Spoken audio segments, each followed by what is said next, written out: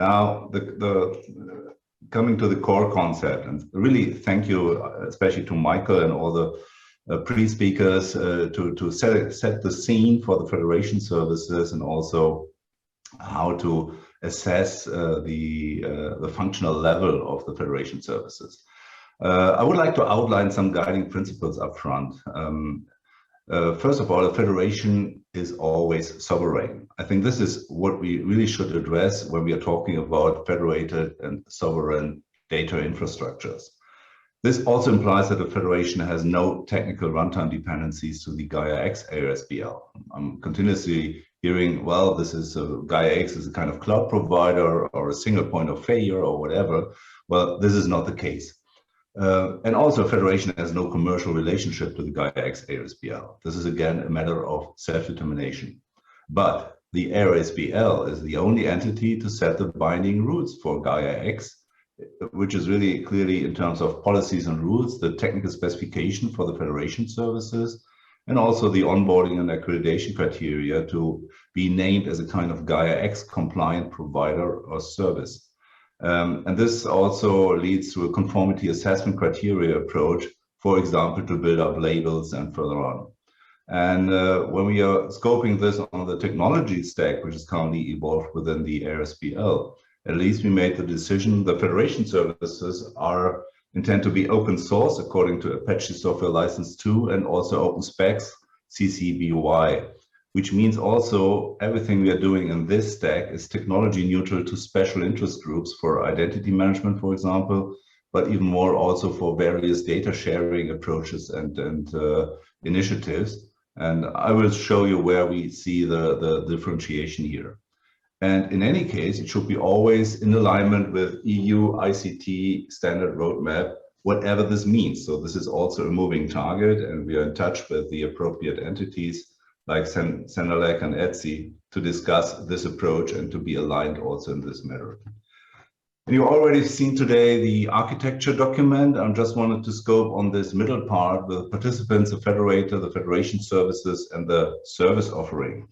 And therefore, I will give you a short story, which is not the final truth here. It's just to give you a better idea about the relationships here in this conceptual model for the federation services. What is the starting point is always a domain or kind of user group. And we already listened to these use cases like Catena-X, like digital rural mobility, like financial big data clusters, aggregator, and so on and so forth. So these are groups who said, we want to work together, we want to build up a data-driven business model or a platform or whatever, but at least they are committed to some high-level objectives. Which means then they should declare a kind of federation. So this is then the starting point. Yeah, we are coming together and we want to build up a Gaia-X federation. If it is really intended to be a Gaia-X federation, of course, you have to agree on the standards which are set by the Gaia-X ASBL. So, of course, you can do your federation by your own, but if you want to be awarded as a kind of Gaia-X federation, then you have to take this action, of course. Then the next step is to assign a federator, and Michael already invited all those who are capable to provide such kind of federation services from a provider side to be part of this journey. The federator is then the operational entity to orchestrate the federation itself, which means they have to enable a set of federation services, which is also something we are just talking now about a starter set, but there will be even more in the near future in terms of federation services. Then the next part is to entitle the participants as part of the federation. And then we need to talk about the rule sets and the accreditation criteria, as I initially said. What is the requirement to be seen as a kind of Gaia-X compliant provider or Gaia-X compliant service? They have to provide their self-descriptions according to the self-description declarations. This will be then part of the accreditation to be in the catalog, for example. And now the consumer can retrieve on these services which are exposed by this federation for their group or their community. But at the end of the day, the service provisioning is directly between the provider and the consumer. So there is no interference by the federation itself, because this is really the opt-in to use a certain service which has been awarded by this federation. So this is simply a first approach. It is not the final truth. We have to refine it. We have a lot of white spots here, but just to give you a first understanding how we see this currently. And of course, we have this monitor approach, which is also part of the federation services, to monitor such services. Are they compliant? Where is the data located? Where is the data processed, for example? So all these tricky compliance questions, which cannot be just checked on a 2-year base. This is really the word where we are scoping with the federation itself. And this brings us now to the German project. I want to expedite this.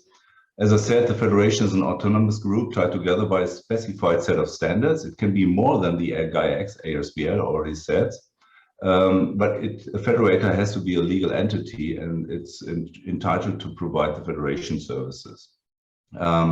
And just simply said, the federation services is a set of microservices to manage federations. And we have an initial scope on identities, on service and provider descriptions, sovereign data exchange, and compliance assessment. And you already seen this. This is a first approach. We have the 4 core services at the lower part.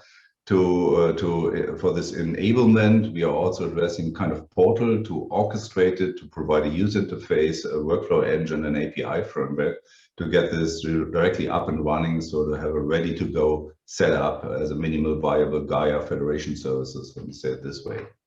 Which means when we talk about the sovereign data exchange, these are extracts out of the specifications. There we have all these cross dependencies. Now it's getting really more complex.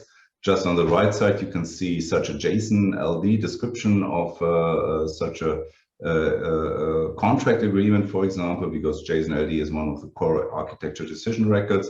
I don't want to make a deep dive here because then we can extend it for 7 hours.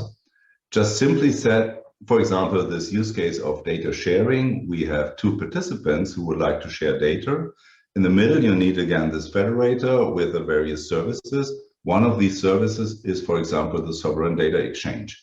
Now, both participants need to register to be part of this federation. That one who wants to offer data services, they should describe them, put them in the catalog, also with the usage policies, and then the participant B can retrieve the data. Further on, they have to negotiate the transfer. This can be captured by the federation services, also with the appropriate usage policies.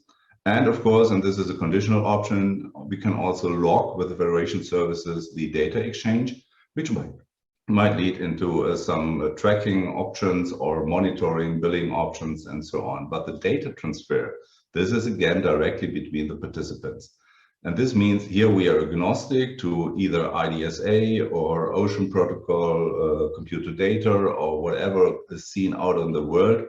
They have to implement then accordingly the APIs according to the specifications to interact with the federation services at this point. Well, we finished the first specification phase for the Gaia-X federation services out of this project by mid of April. Of course, we had some formal adjustments and refinements with the community comments, and now we are going to start this EU-wide tender.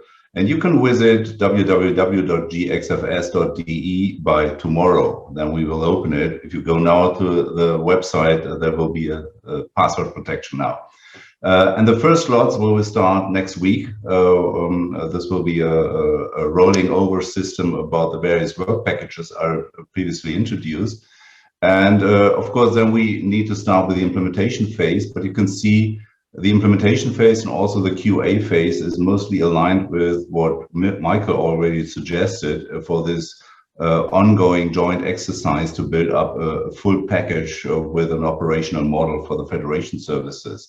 So in this sense, we are pretty aligned. Of course, I cannot mandate already how fast we will be with the implementation. This depends on the tender and the proposals we are getting out of this cycle. But this is an open tender, and stay informed via this website. And I'm more than happy to get your suggestions how to implement all these specifications into running code. So this is our roadmap here currently.